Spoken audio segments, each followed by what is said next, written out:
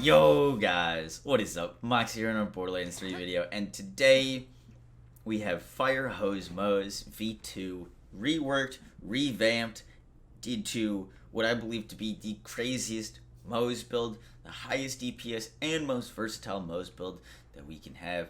I absolutely love this build. Before, Fire Hose Moze had a little bit of difficulty on True Takedown mode. She could do True Takedown mode, but it wasn't as easy as some of the other characters. This Moze build shreds through True Takedown mode.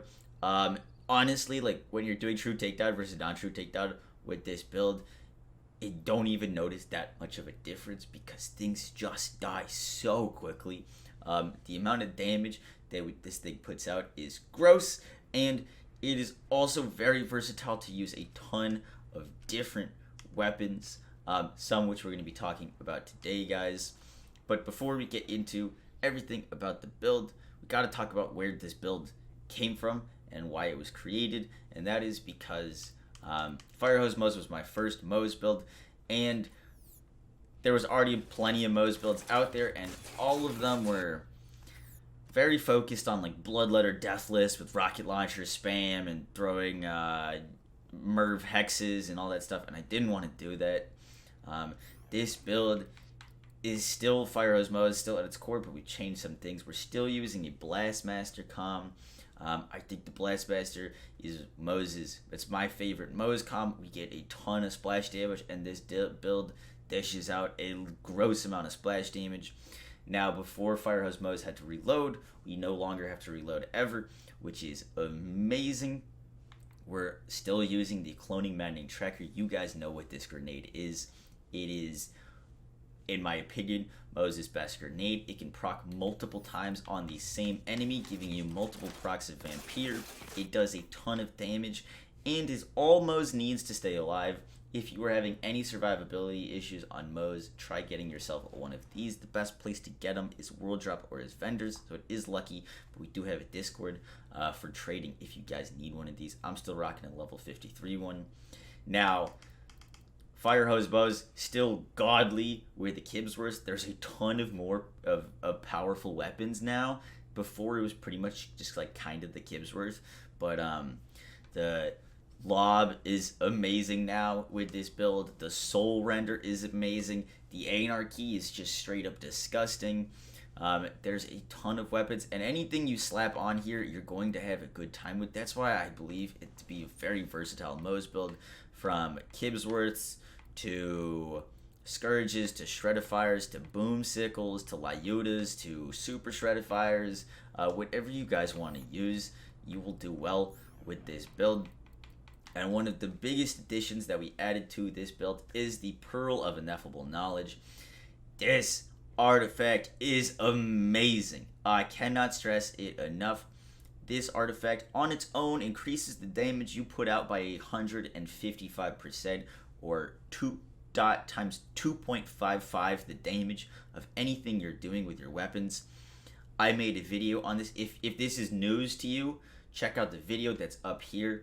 But we did a deep dive with this artifact, and it is going to be the new meta for artifacts. It is absolutely gross and is the strongest artifact in the game with 155% damage. It works like the consecutive hits anointment, and our cloning maddening trackers, our elemental weapons, and never have to reload allow us to reach the stacks on this very, very quickly. Especially with things like the Kibsworth that hit multiple times very quickly. We reach those max stacks very quickly, and then we can sustain them with elemental dots, with cloning maddening trackers, with auto bear, and with just all of the fire rate and damage that we put out. Adding this Pearl of Ineffable Knowledge to this build or any other build makes it really, really gross. But even without this, it's still amazing. Still rocking a Blastmaster. Now, your Blastmaster can have whatever you want on it, but as long as you have 1 point into redistribution, or +1 into redistribution, you are going to do very well. 10% of our magazine ammo regeneration when we hit a critical hit is really, really nice, and allows us to exploit click, which we'll be talking about in a second. Now, the thing that in terms of like anointments, I really like the 160 splash anointment. We have a lot of ways to scale our splash damage. Blastmaster helps us scale our splash damage, and our different skills help us scale our splash damage. However, if you don't want to have to jump into Iron Bear, consecutive hits works really well with any weapon here that you put it with, especially with the Pearl of Ineffable Knowledge. So if you don't want to spam Iron Bear to get splash anoints every 18 seconds, it's not really spammy, it's 18 seconds, which in this game is like kind of a long time.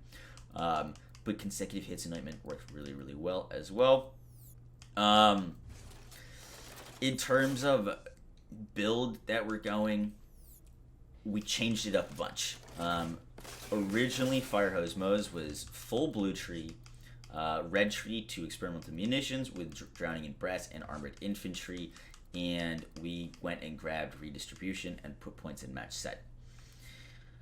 Now, it hurts me a lot to have to leave drowning in brass. It's one of my favorite skills for Moze, and I think a must pick up. But we did leave it because we have a different way to supplement our damage. Now, one thing that you can do on Moze, which is really cool, is you can, with the amount of ammo regen that we have, we can get our ammo down to practically nothing and use click to sustain that 0 ammo. With all of our ammo regenning skills, you never reload on this build ever, especially if your Pearl has plus 50% magazine size. That, with all of our other magazine bonuses, are gross. But basically what you can do, so right now I'm regenning ammo, but I'm regenning ammo back up. If I shoot my gun all the way down to whatever, I gotta tab into there. So now I'm at 10. Now I no longer am regenning ammo past 10. While I'm fighting enemies, I'll never actually have to reload because of all of my ammo sustain. But with click, as your magazine empties, the less ammo there is remaining, the greater the increase.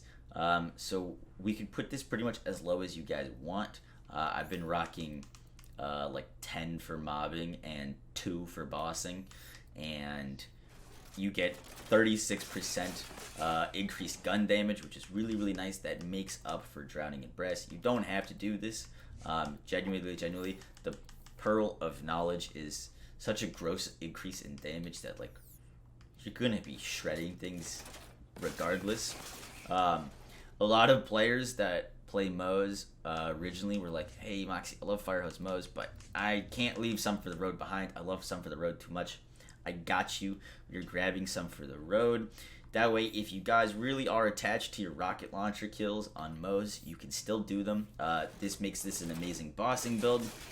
But you don't need to use rocket launchers because of how much stupid DPS we can put out with things like the Anarchy, with things like the Kibsworth, the Lyuda, tons and tons of weapons that are absolutely awesome with this. Now, this tree, pretty straightforward. We're just grabbing Iron Bank, Scorching RPMs, all this stuff. This tree did change. We are going Stainless Steel Bear 5 out of 5. Now, I know that looks weird. One, it allows us to use Iron Bear if you guys like using Iron Bear, but more importantly, and the reason we're going 5 out of 5 into Stainless Steel Bear is because it boosts the damage that the short fuse secondary explosion does. Don't ask me why, but it does increase the short fuse secondary explosion. And as someone who likes damage, that is a no-brainer pickup for me. We're putting our points from Grizzled into Short Fuse, and we no longer need, why can't I carry all these grenades? Your grenades are going to drop down, and the capacity of your grenades doesn't matter that much. It's more about your grenade sustain. We're going to be doing so much splash damage and such sustained splash damage that we never have to reload, that keeping up our grenades with means of destruction is not an issue. If you are having any grenade sustain issues, you can put on a Big Boom Blaster. Now, don't look at my transformer because that's not actually what I mainly use. There's 2 shields that I love for this build. The first one is the Band of Sidorak. Now, this build is kind of anti-Moze-y in the way that we don't care about our shield. I think big shields are kind of a trap on Moze, and I don't like them. We're going health. Health is the way to go for this build. Our shield is going to go down. We have no way to keep our shield up. Don't worry about your shield because it's going to go down. So what effects can we grab? What makes us more tanky, more damaging when our shield is down? Because it's not going to be up that often. And Bandit Sidorak fits that role great. Brawler's Ward also works great for that. We're going to get on this one weapon damage while our shield is depleted, max health, and movement speed. Having movement speed on a Bandit Sidorak is really nice and kind of makes up for the lack of snowdrift here for movement speed, because we can still be a little zoomy with this. Now the other shield is a new DLC shield that is a purple that I think a lot of people are skipping over, and is called the Initiative Shield. I don't have one on me right now to show off, but the Initiative Shield gives you weapon damage and damage reduction and plus 50% health, which is awesome to have. That plus 50% health is basically what we're surviving on, because all of our survivability is coming from health regen from our grenades. So a shield with damage reduction, weapon damage, and health is really nice. That is a one-time drop from Vincent. You can like read-only farm, but I didn't want to show it off too much because it is a tough one to get. But I will be working to get a probably bonus fire one of those, which would be sick. Now, a different strategy that we can employ with Fire Hose Moze when doing the takedown is using shock weapons that do splash, shock, or radiation, bonus corrosive damage on your shield, and then you're going to get your fire damage from doing splash damage, and you're going to get fire damage from Cloud of Lead and boosting that with Stoke the Embers. This allows us, while Moze, when you give her a fire Kibsworth or a fire version of any of these weapons, absolutely shreds, you can be a little bit more versatile by using shock or radiation with corrosive and fire. That way you cover all your bases and can shred enemies instantly. And that's one other thing. Vanquisher rocket pods do splash damage. Target softening is going to give enemies basically like a small version of slag. But what's really nice about using this, and the reason we're grabbing Auto Bear, is one, because it can proc Means of Destruction to give us grenades, and it can proc Vampire to give us healing while we're out of Iron Bear.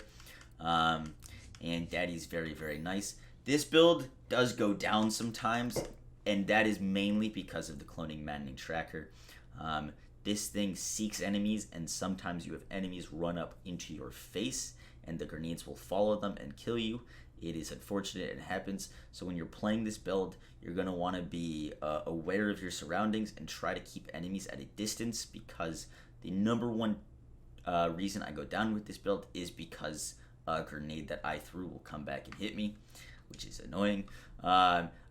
One last thing is, if you want to use a double downer shield, the double downer shield with, I don't have it spec'd right now, but in your Guardian rank, double downer with 2 Angry to Die is ridiculous and will basically allow you to never actually die, because you'll have so much time for in Fight for Your Life, especially with the Pearl of Ineffable Knowledge, which you can use in Fight for Your Life, gives you crazy damage while in Fight for Your Life, with the bonus damage from the double downer. Equates to basically being unkillable. As most, you could go down, but you'll never go out, which is really, really, really nice.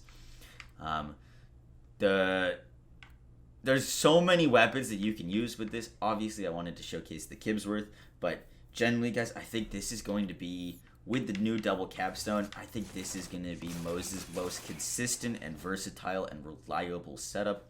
I will be making a build with the new